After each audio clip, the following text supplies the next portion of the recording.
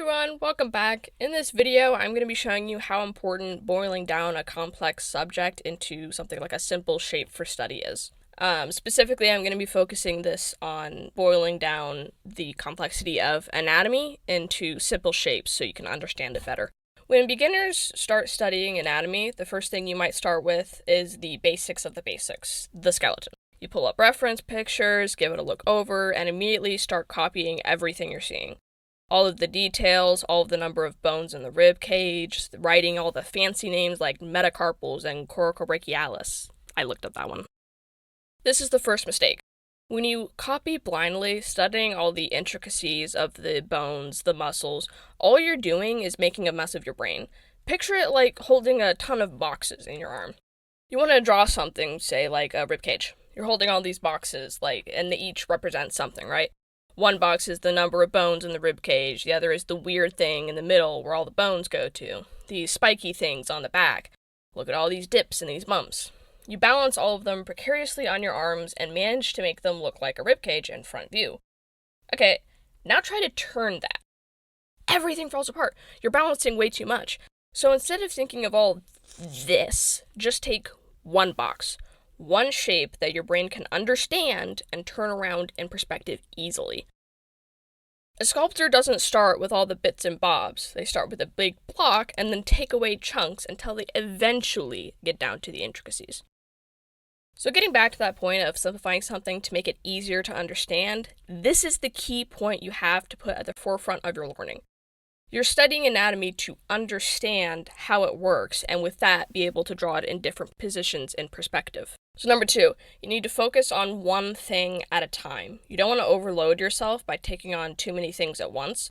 So focus on one part of the body at a time. I personally would start with the torso area. All the other bits, legs, arms, head, etc., come from that after all. The torso is made by 3 main pieces: the rib cage, the abdomen, and the pelvis, which is then connected by the spine. We're going to focus on the rib cage for now. Look at the rib cage. Look at all this. Oh my gosh. No. Get rid of it. When simplifying, you have to focus on what you absolutely need to get the point across. What are the key points to understand about the rib cage? Well, looking at it from the front view, what is the biggest overall shape we can see? Egg. This is the block that the sculptor would start with, but as you can probably tell, just an egg isn't exactly accurate in of itself. So we gotta make some adjustments. We gotta carve into it. If we look at a 3D render, something like Sketchfab is actually really good for that. We can see it tapers at the top. Now at the bottom of this tapered egg shape, we see this upside down U or V shape that goes a little under halfway, probably like quarter way of the rib cage. These floating ribs here is that sharp corner you see when someone's stretching. This corner is also close to being the corner of the box shape you sometimes see people boil the rib cage down to. The rib cage has sides, the front plane, side planes, and then the back plane, so artists sometimes reduce the rib cage to a box. Now in reality, it's not a box, but it's used to help visualize the edges where it turns is useful. In reality, you can see that the front plane is this small panel that originates from the corners of the rib and then tapers towards the neck. To me, it feels more like you take the box and then blow it up with air.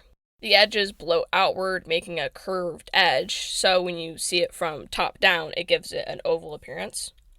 Speaking of top down, let's take a look at the neck. The box form is that operating from that shape, the hole where the neck would go would be facing upwards, just like straight up. But in actuality, there's this diagonal slice, more visible from the side, but you can even see it from the front view. While we're looking at the side view, you can see that the rib cage isn't straight up and down, it's tilted back at an incline. The reason why? The body balances itself out. You can see that the pelvis tilts forward to counteract the backward tilts of the rib cage. Every step forward is a moment of imbalance, so your body is kind of precariously stacked.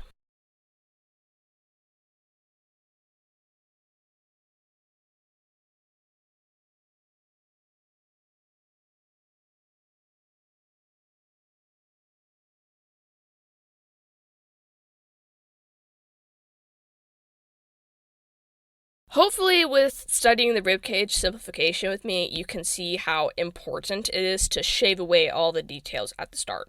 When beginning to examine something for study, be interested in how it works, and with that information, you can reduce it to a shape you can memorize easily. For example, the femur bone bends outwards slightly so that it has space for the hamstrings when you bend your knee. This outward bend is why the legs have an outside-inside rhythm, like you'll see Mike Matese talking about in 4 Strong. Check him out, he's actually really good. The forearm bones, ulna and the radius, rotate over each other so you can have more articulation with rotation. There's a gap here so the bones don't grind against each other, and probably make sure you don't pinch tendons or muscles either. We can even apply this method of studying towards muscles. With muscles, there are 2 prime things you need to know: flexion and extension. Let's take the arm for example. The biceps aren't just for looking cool. When the biceps flex or contract, it pulls the arm up. That's all it can do. You might think that when it relaxes, it'll let it back down, but actually the biceps can only lift the arm up. To pull it back down, you need a muscle on the opposite side to flex and contract. That muscle, or the group of muscles, is the triceps. When the biceps flex, the triceps will stretch, making your arm bend at the elbow. When the triceps flex and contract, the biceps will stretch and your arm will extend. All, if not most, of muscles operate like this. One group of muscles will raise something, the other muscle will bring it back down. It's the same thing with your thigh. The muscles in front, these are called the vastus muscle group, are responsible for keeping your legs straight. The muscles behind the leg, or hamstrings, are responsible for bringing it up. With the way this acts, you can see it's actually very similar to the arm with its biceps and triceps. Comparing 2 things together, comparative anatomy and whatnot, can also help you memorize something easier. When it comes to simplifying, there is no right way to do it. You're trying to make it easy for you to understand it better. Some people can see the torso as a beam, some can see it as 2 boxes with a line for the spine pulling it together.